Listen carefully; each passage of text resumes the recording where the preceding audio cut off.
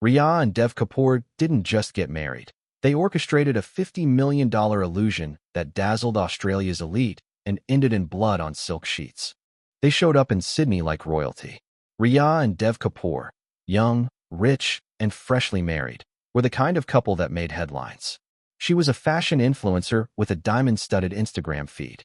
He was a tech investor with a slick portfolio and a Rolex collection that screamed old money. But behind the designer smiles was a hustle so deep, it made Ponzi schemes look like lemonade stands. The couple had been targeting wealthy Indian-Australian families for months, pitching exclusive investment deals tied to fake wedding packages, luxury venues, and offshore accounts. Their pitch: invest in love. They promised returns from a booming wedding tech startup. What they really did was funnel millions into shell companies, then vanish before the ink dried. By the time they tied the knot in a $2 million beachside ceremony, they'd already raked in $50 million. No one suspected a thing. Not the investors, not the wedding planners, not even the priest. But the real twist? The wedding wasn't just a celebration. It was the final act of a con that had one more deadly surprise.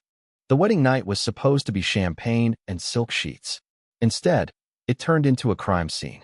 Dev was found dead in their penthouse suite, stabbed once, clean through the heart. No signs of struggle, no forced entry, just one perfect wound and a missing bride. Riya was gone. Her phone was off. Her passport was missing. And the CCTV footage? Wiped clean. The only clue left behind was a blood-stained wedding ring placed neatly on the pillow beside Dev's body. Detectives were baffled. The couple had no known enemies, no history of violence. But when they dug into Dev's financials, things got murky fast. Offshore accounts drained, crypto wallets emptied, and a trail of fake IDs linked to Riya's name in 5 different countries. Turns out, Dev wasn't the mastermind. He was the mark. Riya had played him like everyone else. And now, she was gone, with the money, the secrets, and a body count. Interpol got involved within 48 hours. Riya's face was plastered across airports from Dubai to LA. But she was slippery. Every time they got close, she vanished, leaving behind burner phones, wigs, and receipts for luxury hotels booked under aliases like Mrs. Black and Anita Singh. Her digital footprint was a maze. She'd used deepfake tech to spoof video calls, AI-generated documents to forge identities, and even hired actors to pose as family during the wedding. The scam was layered, modular, and global. She wasn't just a con artist. She was a ghost in designer heels. Meanwhile, Dev's family was in shock. They'd trusted Riya, loved her. Some had even invested in her fake startup. The betrayal cut deep. But the deeper they looked, the darker it got. Riya had been married before. Twice. Both husbands died under mysterious circumstances. One drowned in Bali. The other overdosed in Goa. No charges. No convictions. Just whispers. Now, the question wasn't just where is Riya? It was who is she really? Investigators traced $12 million to a cold wallet buried in the blockchain. The wallet was linked to a private server in Perth, hidden behind layers of encryption. When they cracked it, they found something chilling. A folder labeled Exit Plan. Inside were blueprints for fake passports, flight paths, and a list of safe houses across Southeast Asia. But the real kicker? A video file. Riya, sitting in a candlelit room, sipping wine, saying goodbye. She spoke calmly, like she was narrating a movie. She said Dev was collateral, and that love was just leverage. The video had metadata pointing to a yacht docked off the coast of Darwin. By the time authorities got there, the yacht was torched, burned to the hull. No body, no Riya, just a charred laptop and a single diamond earring. The media went wild. Reddit sleuths started calling her the crypto widow. TikTok was flooded with theories. Some said she was in Thailand. Others swore she'd gotten plastic surgery and was living in Miami. But the truth? Still out there.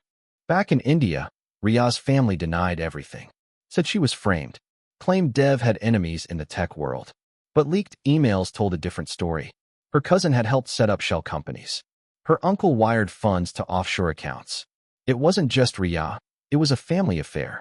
Australian authorities froze assets, seized properties, and issued arrest warrants. But most of the money was gone, laundered through art auctions, crypto mixers, and fake charities. The scam was airtight. And the murder? Still unsolved. Dev's parents launched a private investigation. They hired ex-military trackers, crypto analysts, and even a psychic.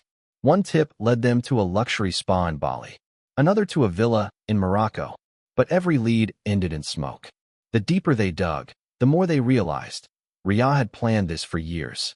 The wedding was just the climax. The murder? Her escape hatch. 2 years passed. The case went cold. Then, out of nowhere, a new clue dropped. A stolen identity flagged in New Zealand matched Riya's biometric data. She'd applied for a job at a luxury resort under the name Terra Meta.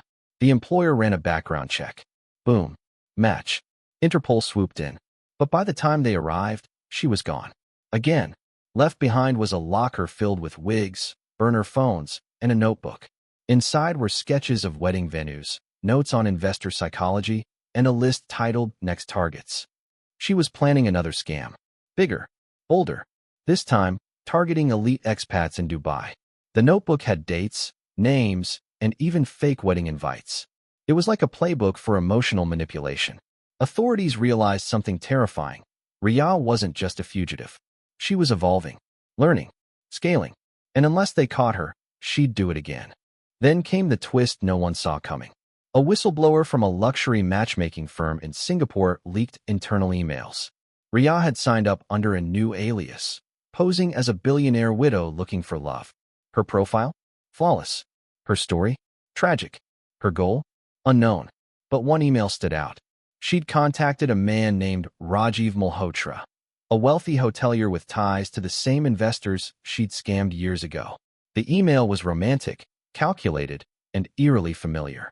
Authorities set a trap. Rajiv played along. They arranged a meeting in Dubai. But when the day came, Riya never showed. Instead, a package arrived at Rajiv's hotel. Inside was a wedding ring, the same one found next to Dev's body. No note, no fingerprints, just silence. To this day, Riya Kapoor remains one of the most wanted fugitives in Australia. Her story is a haunting blend of love, greed, and murder. And somewhere out there, she's probably planning her next wedding.